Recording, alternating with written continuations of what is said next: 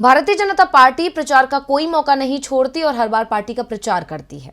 इस तरह के आरोप अक्सर पार्टी पर लगते रहते हैं। उसी कड़ी में अब ऐसा कुछ हुआ है जिसने एक बार फिर विपक्ष को बीजेपी पर निशाना साधने का मौका दे दिया है और कांग्रेस अब खुलकर बीजेपी पर हमलावर हो गई है। क्या है मामला जिससे विपक्ष कर रहा है बीजेपी की किरकिरी? देखिए रिपोर्ट। देश के दो प्रमुख राज्यों में चुनाव हैं और दोनों ही जगह बीजेपी की सरकार है। ऐसे में पार्टी सत्ता में बने रहने के लिए जमकर प्रचार कर रही है। लेकिन अब बीजेपी अपने निजी फायदे के लिए और पार्टी का प्रचार करने के लिए G20 समूह की बैठक का भी इस्तेमाल कर रही है।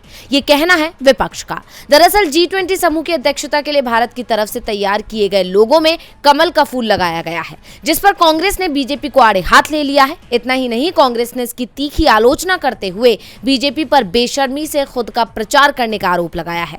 कांग्रेस सांसद जयराम रमेश ने कहा कि भारत के पहले प्रधानमंत्री पंडित जवाहरलाल नेहरू ने इसी तरह के एक कदम को खारिज कर दिया था। जयराम रमेश ने माइक्रो ब्लॉगिंग वेबसाइट ट्विटर पर एक पोस्ट में कहा, 70 से भी ज्यादा साल पहले नेहरू ने कांग्रेस के झंडे को भारत का झंडा बनाने के प्रस्ताव को खारिज कर दिया था।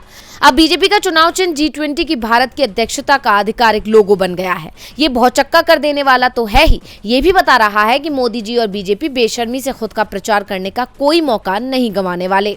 जयराम रमेश के अलावा कांग्रेस नेता राशिद अल्वी ने भी G20 के आधिकारिक लोगों में कमल का फूल होने पर सवाल उठाया। उन्होंने कहा, ये भारत सरकार का एम्बलम भारत सरकार का कम और भारतीय जनता पार्टी का ज्यादा लगता है। कमल का फूल इस एम्बलम में कहां से आ गया? क्या ये सरकार भारत की नहीं है, बीजेपी की सरकार है? और सरकार जो अपने ही देश के 20 करोड़ लोगों के खिलाफ सुबह शाम नफरत फैलाती हो, वो वन फैमिली को नारा दे रही हो, कौन यकीन करेगा? इस एम्बलम को हटाना चाहिए और इसमें से कमल के फूल को हटाना चाहिए।